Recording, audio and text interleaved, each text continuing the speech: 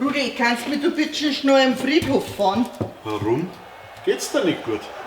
Soll man nicht vielleicht der Doktor noch fragen? Ich möcht's grad von der Oma auf Allerheiligen herrichten.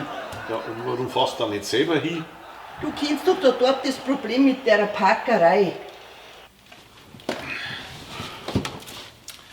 Und wann soll ich dann wieder holen? Gar nicht. Ja, also doch. Ich geh dann zu Fuß heim. Ja, warum gehst du da nicht zu Fuß hin? Ja, freilich mit den ganzen Blärmekasten auf der Brust und mit dem Sack Erden auf dem Buckel, oder? Ja, kannst du schon mal dran gewohnen. Du, jetzt klang's aber. Was darfst du jetzt tun in mich? Ja, das Fußball fertig schauen.